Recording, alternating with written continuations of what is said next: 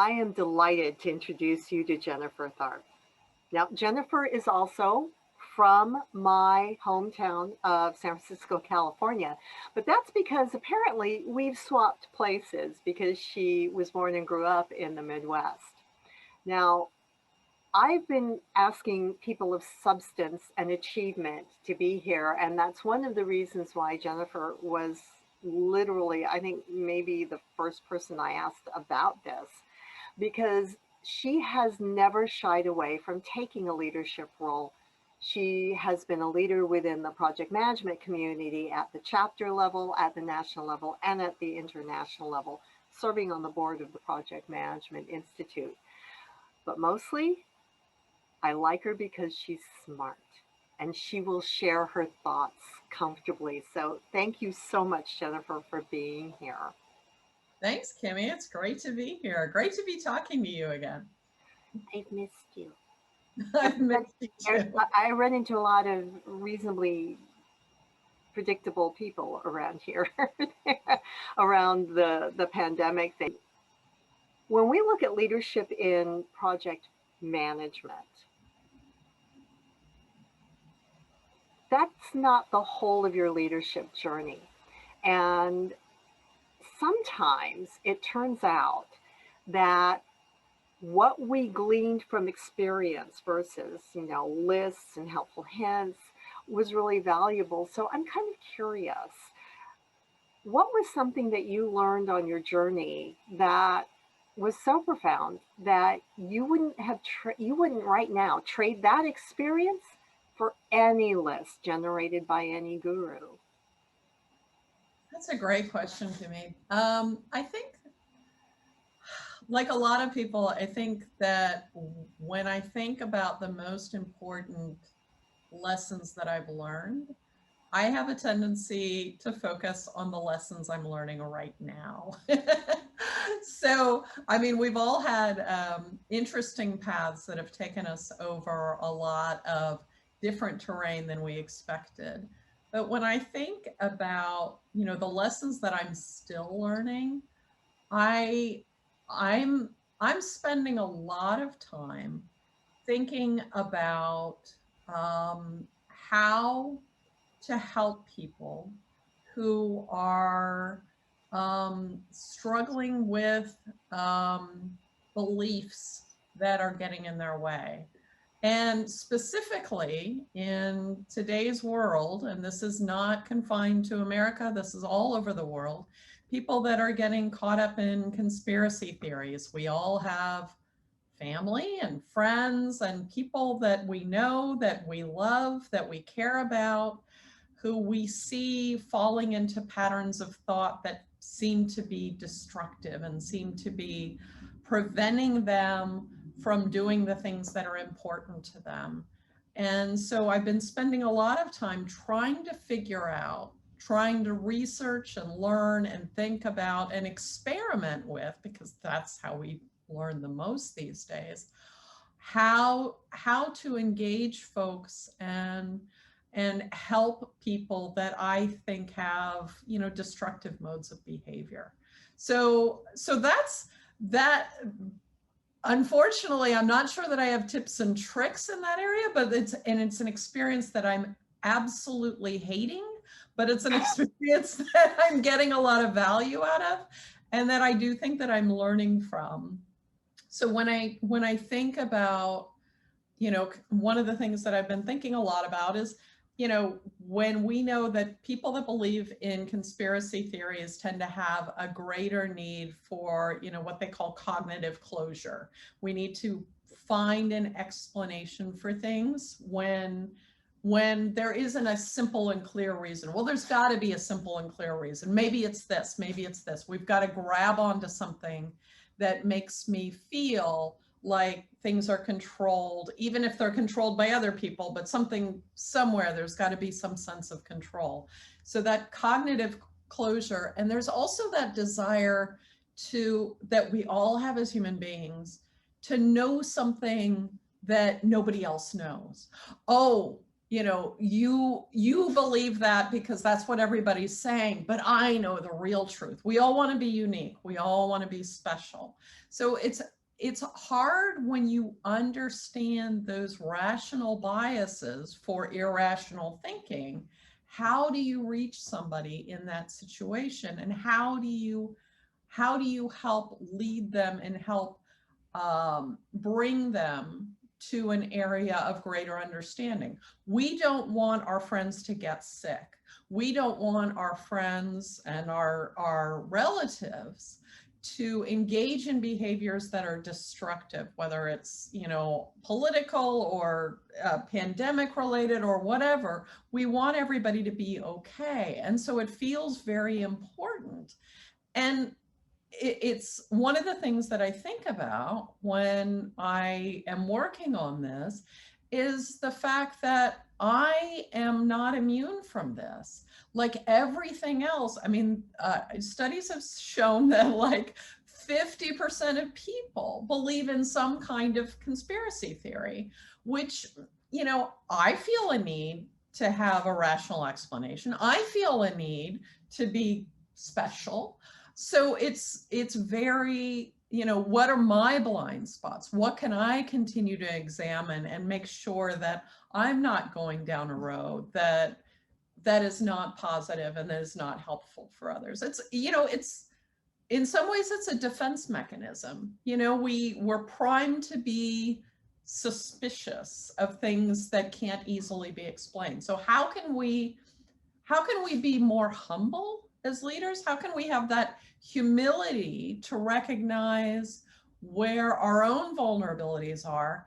And then how can I reach the other person, reach you, reach my friend, reach my family member from a place of humility in order to help figure out, okay, how did we get down this road and how can we get out? So that's kind of my biggest leadership struggle. And like I say, it's a very current one, but I think it's really, really important. I think it's important in ways that like leading my teams at work is not as important. I think because it's the future of our society. So. You know, this is incredibly, incredibly consistent because you have never been one to limit yourself with, okay, well, this is my job. You don't put boundaries on things. This is my job. This is who I am as a friend. This is who I am as an individual. You tend to see a bigger picture. And that's always been one of the fun things that helped make having a glass of wine with you and a couple of our mutual friends. And the conversation was always, always going to be interesting because there were no boundaries around where something would be applicable. And, but it also gets to something that I'm kind of curious about. When you say that leading your teams is not necessarily as important, that's at a meta level because I've seen the way you work and you don't let up on professionalism at all. So I sort of feel like that was a very meta level comparison. One of the things that I know you've done beautifully in the past and that I learned a lot from just watching you in action is that you also keep an eye out so that you can give a hand up to members of your teams who are really looking like they've got the potential and the commitment to become stronger leaders themselves. But what do you say if they express a little bit of hesitancy because of the way that, especially from a technical background, the way that some professionals simply don't seem to be viewed as leaders in the organizations just because of where they got their primary training or something like that? I mean, what do you say to somebody to help them see what they can do about that perception? That's a great question, Kimmy. I think that we've all seen it. I think one of the greatest gifts that I was given was early on in my career. I worked for a very large multinational, actually based in France, Thomson Consumer Electronics in Indianapolis. And I spent 8 years there, and I worked across all parts of the organization. I really loved that experience. The company that I worked for was actually a spin-off, a very recent spin-off of General Electric. So I had the incredible benefit of learning from people who had come out of General Electric's strong management building capabilities. And that experience was really positive for me because I started work in the credit department in credit and collections.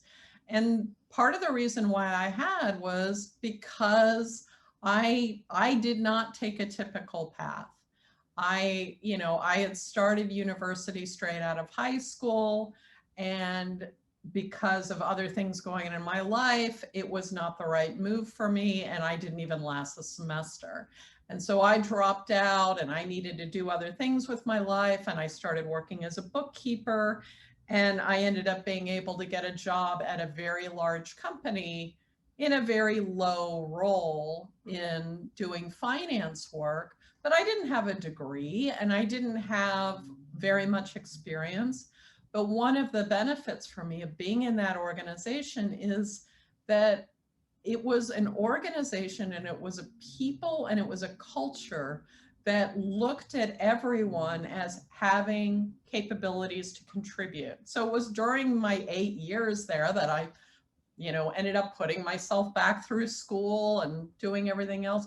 But I was lucky enough that no one looked at me as limited. And I think it's one of the biggest disappointments for me in working for many years in Silicon Valley is we have what we call, a plug and play culture.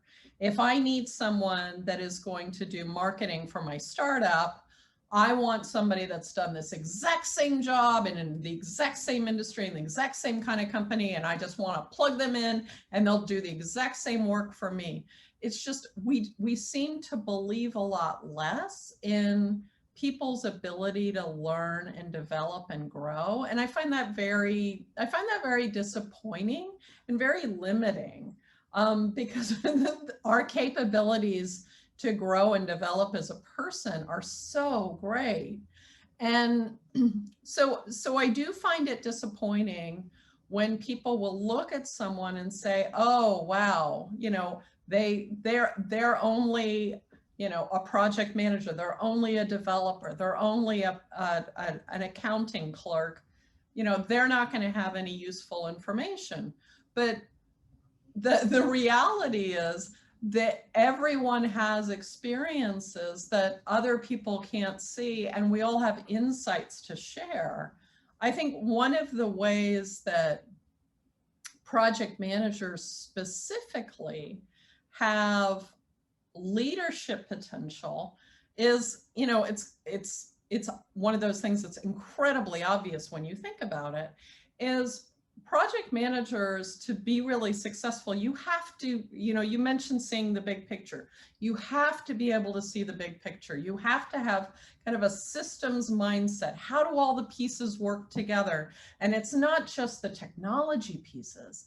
It's, it's the personalities, it's the different cultures. Well, I know marketing likes to do things this way, so let's give them the information in this way. In order to be successful, you have to have an awful lot of information in your head and in your plan in order to be successful. So project managers, by definition, are some of the greatest potential when it comes to oversight of an entire organization and understanding how all the different pieces should work together.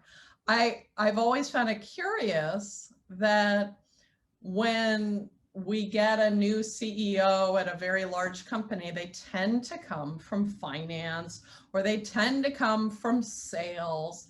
And and I think that it comes back to one of the things that we were talking about earlier, which is cognitive biases.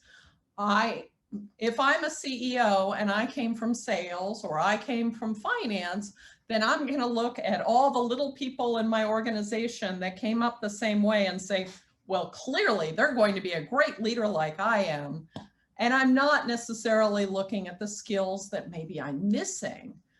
Now, if I'm going to be a CEO today, it's very different from being a CEO 20 years ago.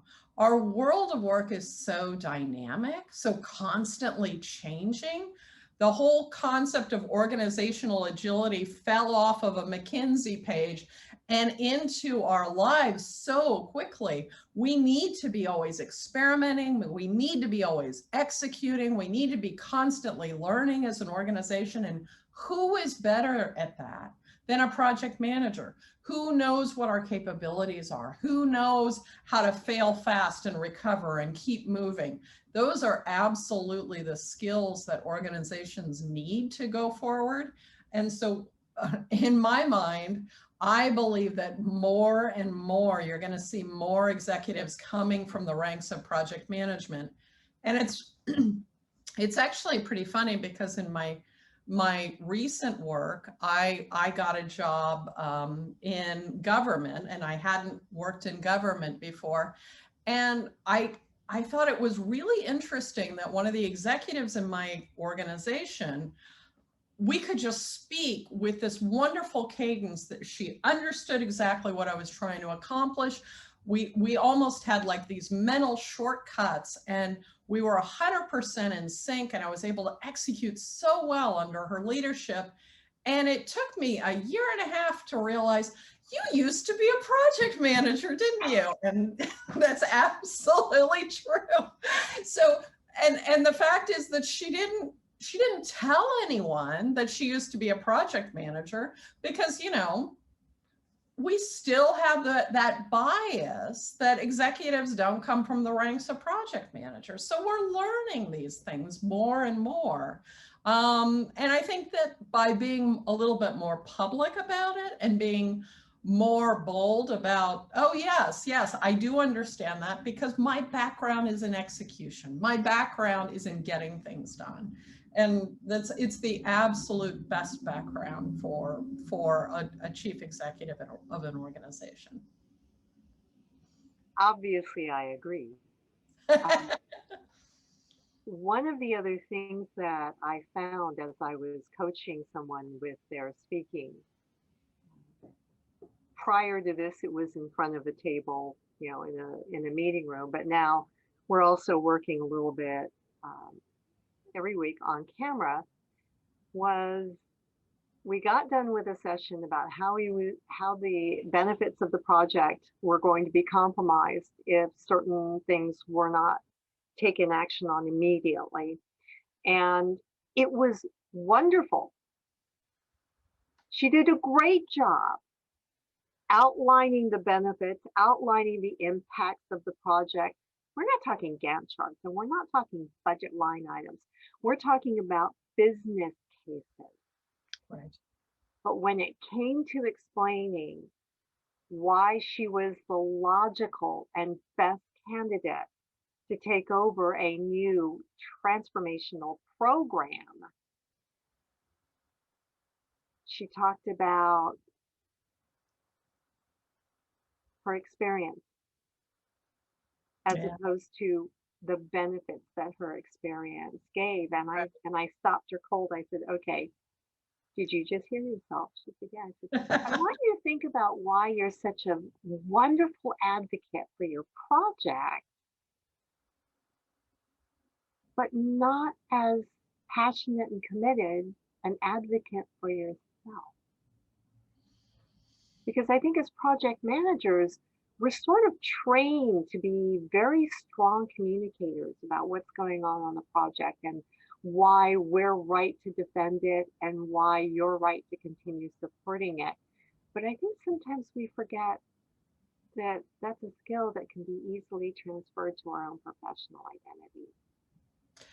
It's true. And I do, it's something I think about a lot, because I think that the way that we tend to think about our projects is, I know that I'm leading my organization, I'm leading my groups, I'm leading my projects, but in order to be successful, I'm often taking the role not so much of, Joan of Arc standing with a sword out in front of my project. No, I'm facilitating.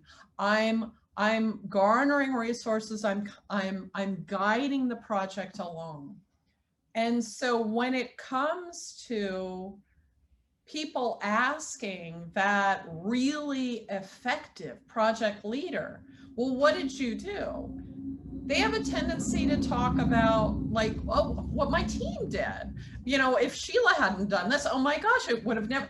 And we discount the importance of the work that we're doing ourselves. It is really important and this is actually a good thing for us to hone in on. When we talk about how great project managers can be in executive level positions, we can't say that, oh, you've done an implementation of a complex ERP program, come lead my company. It's not it's not like that. We all have to recognize that although execution is a key capability, we have to identify those gaps, and we have to say, okay, in order to be successful, I need to learn a lot more about sales. I need to learn a lot more about finance. I need to learn a lot more about governance. And in a lot of cases, I need to learn to take credit for the work that I've done. And it's something that I still struggle with. There's so as someone who is a recent board director, one of the greatest achievements and see, you can tell I'm stumbling over my words. I was going to say, all of a sudden the fluid speech went right out. Well, I'm having difficulty talking about myself, because we just do that. But one of the greatest achievements that I've had in the past few years was I took a course at Institute of Directors in London to learn how to be a better board director.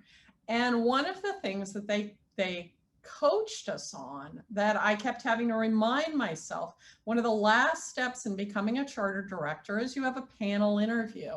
And this is pre-pandemic days, of course. So I'm sitting around a table with a bunch of people at a conference room in London, and they're asking me, what did you do?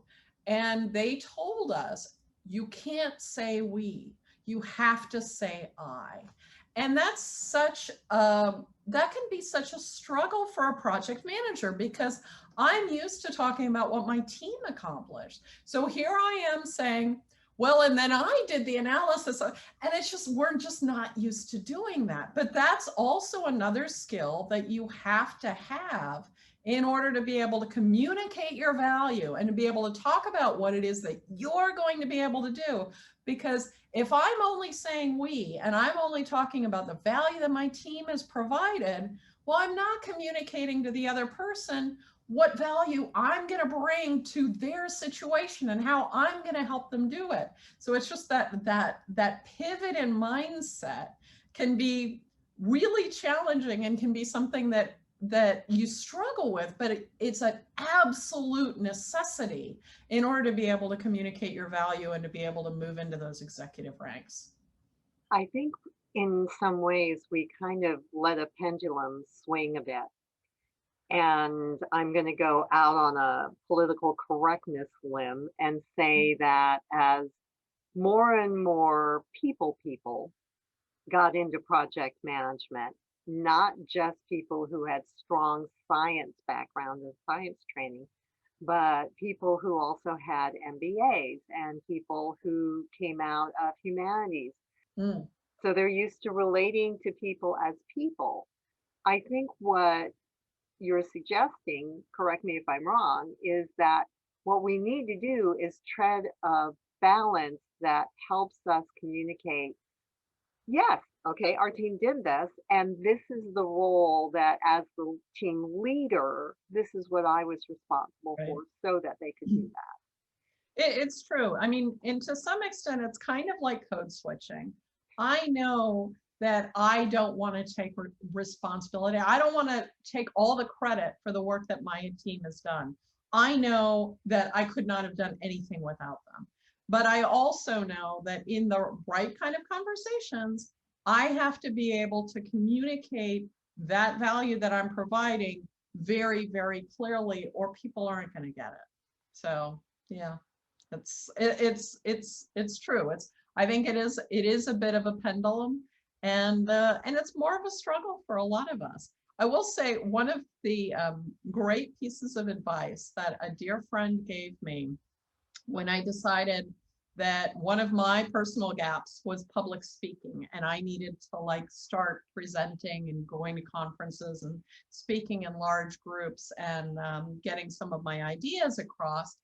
And this was about 2005, and I picked my first conference. I decided I'm going to start going to conferences that I want to go to anyway, and I want to speak there, and that seems like the right thing to do. So the very first large conference I spoke at was in Hong Kong, because why should I start in my own neighborhood?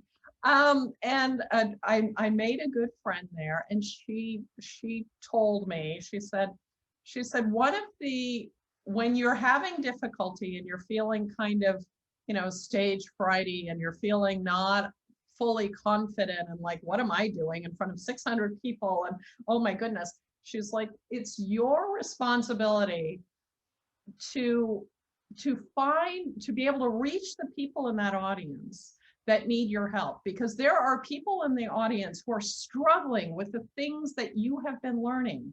And it's your responsibility to reach them, to talk to them as effectively as possible and help them understand how they can solve their problem. And so it's your responsibility to be dynamic and engaging so that they listen to you and so that they hear you, and then to communicate your ideas really clearly. And once she said that, completely changed my mindset and my way of thinking, because instead of like, oh, I can't be up here and it's all about me. And it's like, it's not all about me. It's all about you and how I can help you. And you find these different ways of thinking that kind of help you bridge over those areas where you're discomfort and where you're not 100% confident. It's just, how can I look at the situation in a different way and address it in a different way so that I'm not changing who I am, but I'm able to channel those strengths in a different way. And I think that's very important, because the genuine heart of the person that you are is what makes not just your self particularly valuable, but also what makes the perspective and the counsel and the wisdom that you're offering to your audiences particularly valuable, because no two of us is ever going to see anything in exactly the same light. That's And that's good. right. That's great.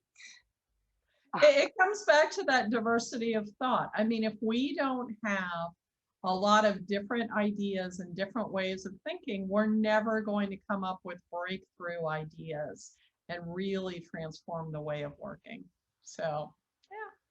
So if you had to say, because you've offered a lot of suggestions that I think are amazing, if you had to pick one thing that a person in the audience is saying, I just don't know. There are a lot of suggestions. I just don't know. Where can I start? What one thing would you suggest to someone who's saying, you know what?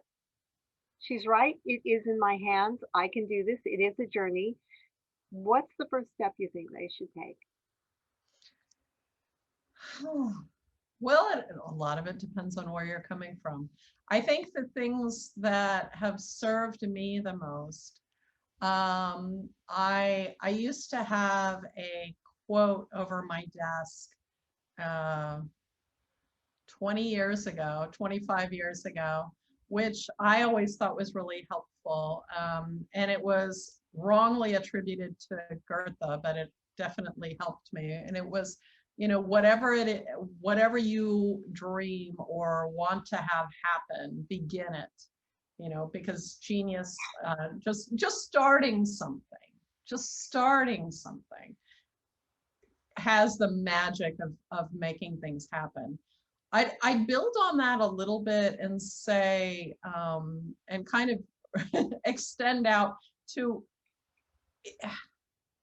what it's not just starting something new, because we all start something new. It's like, oh, I can start balancing my checkbook. It's what are the most challenging things going on in your world, and how can you get involved in that? If you know, so many of us spend a lot of time doing our work, which may be doing technology implementations, and then going and talking with our friends and neighbors about events of the day and things that are important to us. But it's like, why have that dichotomy? If you are able to start taking on some of the ugliest work, why not push yourself? Why not do the impossible? And whether that means getting involved in public service, or whether that means looking at your company and saying, oh wow, they acquired that company and that's not going to be very successful. Instead of shying away from that, run to it and say, wow, how can I make this successful? How can I, you know, take this underperforming business unit and make it, you know, a dynamo? So I'd say that that's, for one thing, it makes your work so much more fun. doing the impossible. And it's like, no one expects you to succeed anyway. So, you know, do your best, and it gives you a great opportunity to learn. And those are the kinds of projects that actually give you the exposure and give you the respect that people say, wow, she took this on and she was able to do something that nobody thought was possible. So yeah, so definitely just, you know, take the initiative, have fun. We're only alive for such a short time. Don't spend your time doing work that isn't important to you. Do the thing that sets you on fire. I think that is probably one of the key things that sometimes people miss.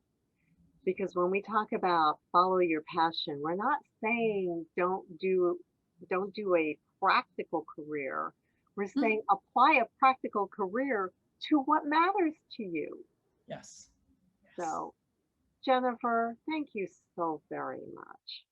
And on behalf of the audiences who haven't even heard you yet, it's been a gas. Thank you so much. Well, it's been wonderful reconnecting with you, and I hope the rest of the day goes really great for you.